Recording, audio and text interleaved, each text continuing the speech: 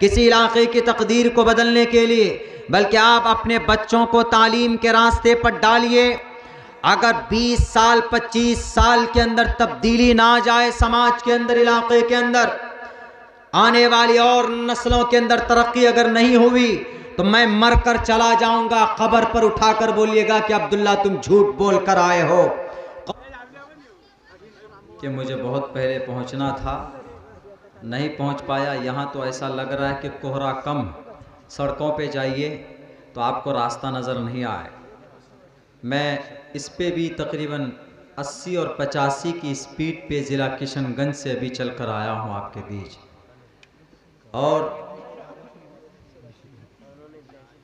मुझे अभी तक शाम का खाना नसीब नहीं हुआ। मैंने अभी तक खाना भी नहीं खाया।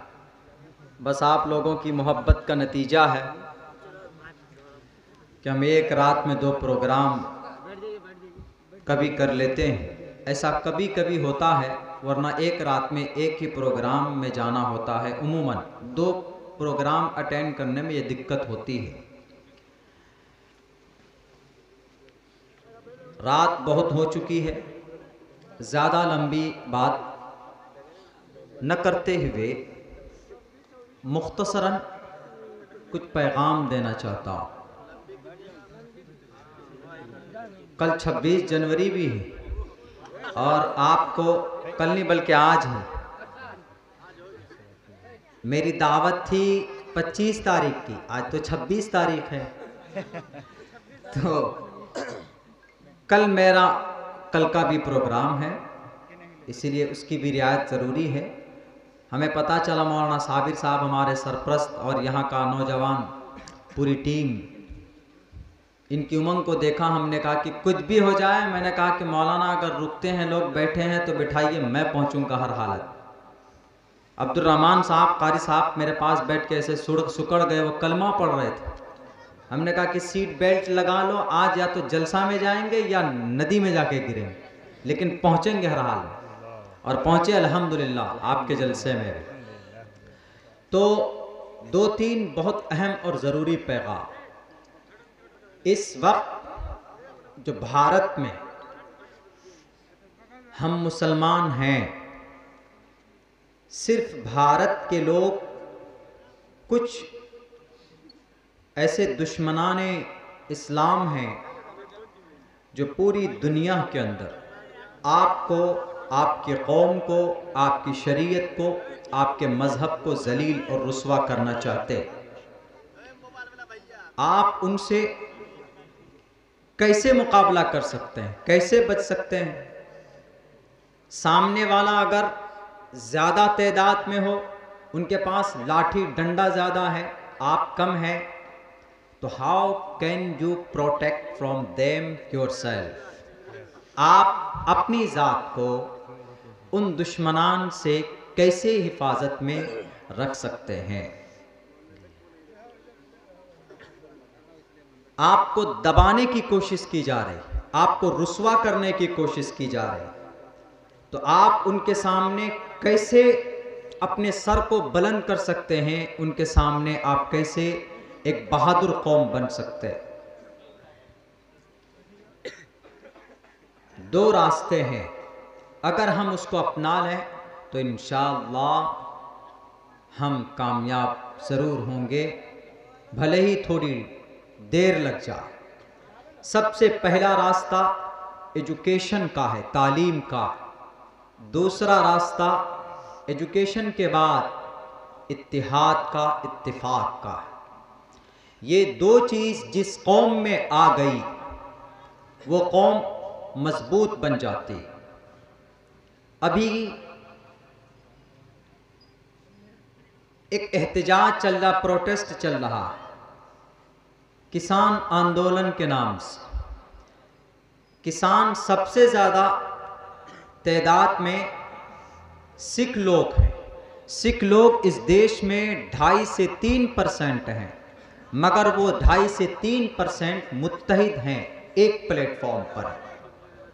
उनकी इत्तिहाद की वजह से आज सिख लोग, जो किसानों की तादाद है, उन्होंने नाक में दम किए हुए है उन लोगों के जो उनके हक हुकूक को लूटना चाहते थे। दूसरी बड़ी चीज़ जो एजुकेशन की है, तालीम की है। अब यहाँ पर एजुकेशन, तालीम कौन सी ज़रूरी है? हमारा मदरसे वाली तालीम या स्कूल वाली तालीम, दोनों ही ज़रूरी है। आज मैंने वहाँ पर भी जलसे में एक बात कही, हमारे इस्लाम के अंदर एक अच्छी चीज़ है हुस्न अखलाक।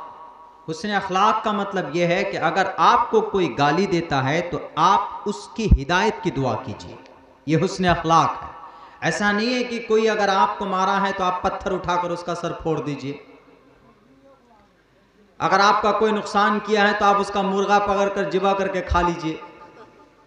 अगर आपका कोई नुकसान किया है तो आप उसके आर काट के छांट करके एकदम सर्वो पतला बना देते हैं। ऐसा नहीं, अगर आपके साथ कोई बुरा कर रहा है तो आप उसके साथ अच्छे बर्ताव करें। इसको हुस्न अखलाक के लिस्ट में आता। इस्लाम के अंदर ये अच्छी चीज है। और ये कहां से? इंसानियत, ह्यूमैनिटी, मानवता, वेयर इज कमिंग फ्रॉम? कहां से आता है, कहां से हासिल होता है, कहां से क्रिएट होता, उत्पन्न कहां से होता? आज मैंने एक लिटरेचर पढ़ा, तुर्की के एक यूनिवर्सिटी के किसी चांसलर ने लिखा। उसने कहा कि एक तरफ कुरान की तालीम और एक तरफ साइंस एजुकेशन, विज्ञान। हालांकि science the created from the Quran, Quran से ही निकलता है साइंस। उन्होंने लिखा कि जब किसी इंसान के अंदर कुरान की भी तालीम हो और उस इंसान के अंदर साइंस की भी तालीम हो, सामाजिक, तो ये दोनों तालीम जिस इंसान के अंदर आए तो उस इंसान के अंदर इंसानियत होती है। उमूमन तालीमी बात आपको समझ में नहीं आएगी। आपको मिसाल देकर समझाता हूं। हम जिस देश में रहते हैं, इस देश में एक बहुत बड़ा साइंटिस्ट गुजरा, अल्लाह उनकी मग़फ़िरत फरमाए, इसलिए कि वो मुसलमान थे। दुनिया का, भारत का नहीं, दुनिया का, बल्कि आप ये कहिए ब्रह्मांड का सबसे बड़ा साइंटिस्ट है। उस साइंटिस्ट का नाम, उस वैज्ञानिक का नाम डॉक्टर APJ अब्दुल कलाम। वो ऐसा नहीं है कि वो इधर भी फोर्स इधर भी फोर्स चल रहे हैं और बड़े 10 लाखों वाला 10 लाख सूट का कपड़ा पहन रहा है, 3 लाख कीमत का पेन रख रहा है, ऐसा नहीं थे। वो बहुत सीधे साधे इंसान, बहुत सीधे साधे, नीचे जमीन पर बैठकर भाषण देते थे, राष्ट्रपति भी बने वो। उनके अंदर मानवता थी, इंसानियत थी। जब मैंने ये लाइन पढ़ा, आज मैंने मुताला किया, तो हमको फौरन डॉक्टर साहब की ज़िंदगी की कुछ नमूना जो मैंने स्टडी किया, जो मैंने पढ़ा, तो मुझे फौरन ये बात उनकी सही लगी जो मैंने पढ़ा है कि वाक़ियतन जिस इंसान में कुरान की तालीम हो, साइंस की तालीम, आप कहेंगे कि हम लोग अब कहाँ से साइंस की तालीम लाएं?